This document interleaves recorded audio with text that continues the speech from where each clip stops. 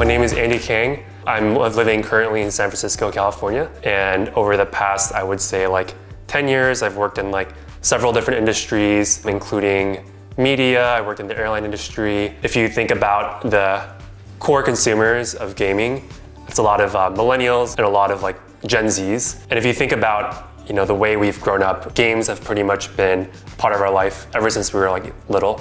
And now as this coming of age Gen Z and millennial population is starting to have more wealth, and brands are starting to care more about our eyeballs and about our consumer spend, that core market I think is finally big enough, and people really care about it. And then if you think about, I think a while back, even in my childhood and even in college, gaming was a lot more niche. But if you think about it now, it's become a lot more part of mainstream and the culture. Even on Twitch, you can see, for example, celebrities, musicians playing games or streaming. And I think that has made gaming become more part of the conversation and the culture.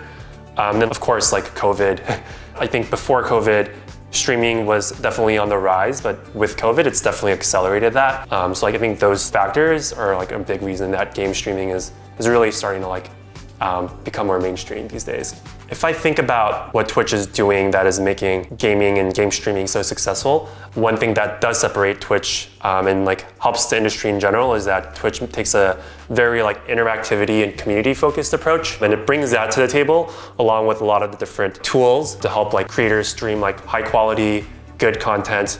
And from the viewer side, you can easily engage with that content. You have the super big streamers that might have 50,000 people watching that streamer at the same time. And in those experiences, it's more of going to a big sports game, a soccer game, and it almost creates that sort of atmosphere. And then on the other end, you have somebody like myself who might stream. I might have only 5 or 10 people watching me at a time. But what makes it special is that it creates a more intimate environment, and you get to know your viewers, and it really helps create those relationships.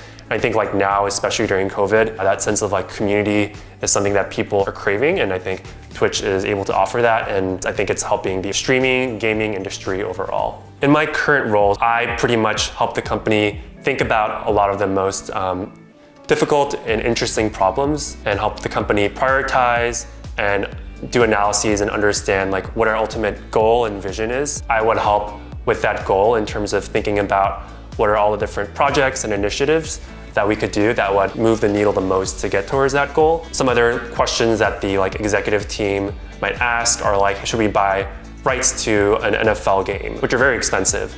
So in my role, I'm helping evaluating a lot of those decisions and helping prioritize around those decisions. And it's a pretty cross-functional role, so I get to work with a lot of different people across marketing and finance, product. So it's I get to wear a lot of hats, which is what I like most about this role. When I was younger, my mom especially encouraged me to try to do a lot of different things. But I think the reason that I joined the airline industry in particular was that I think growing up, I came from a lower middle class family. So flying wasn't a luxury that I could take advantage of. And so post-college, I thought it could be fun to combine what I missed out on growing up with a job. An airline's role is to get you from point A to B, and making that as seamless and easy and stress-free as possible. So I think operations is an area that airline industries have to be perfect on, and that's where I wanted to grow. And when I was at Delta Airlines, I eventually started working a little bit more on the corporate development deal side, where in my role I started doing research on technology deals that Delta could do to help us as a company move forward. As I started doing research and getting a lot more interested in technology, I wanted to be closer to that, and that led me to go to San Francisco. In San Francisco, I went to business school for 2 years. After doing an internship, I thought about what was important to me and what I thought was interesting, and just based on talking to people, I did a lot of research, and I thought about a company that was going through a lot of the internal disruption, and we're making a lot of investments in tech. And then so I joined Nike in a strategy role, and the reason that I was interested in a strategy role was I think there's a lot of skill sets that you learn in that role, where you really have to understand the whole picture and the long-term vision. At the same time, you're working with so many different types of people in the company and so many different types of problems. And one project that I actually worked on was in the media space. like if you think about Nike, you have all those big like ads, but then like I think one element Nike felt like they were missing was like the day-to-day like content. Instead of like doing it like seasonally, just like really connecting with people with engaging content. And that was like one project that I worked on.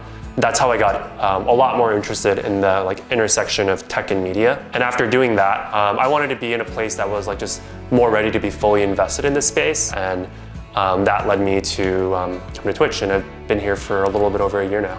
I think COVID has really accelerated the pace of innovation. So we're creating like a lot of different like products and tools in terms of getting people started streaming a lot earlier. I think one big area that the pandemic has accelerated is like music live streaming.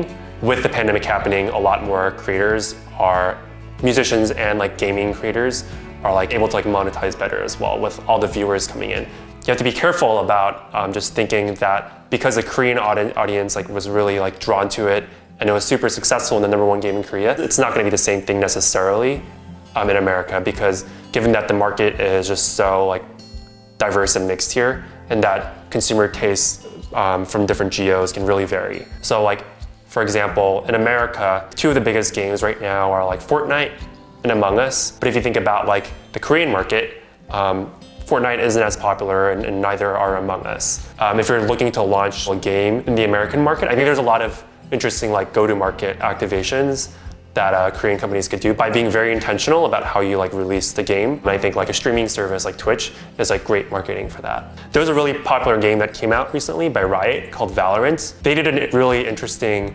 release where they like partnered with Twitch exclusively, and like creators would stream those games before they came out, and then they would drop beta keys, which essentially are like early access codes for viewers to get access to just by watching. If you think about like streaming, it's not just playing the game and playing it well, it's about also like engaging your viewers with it.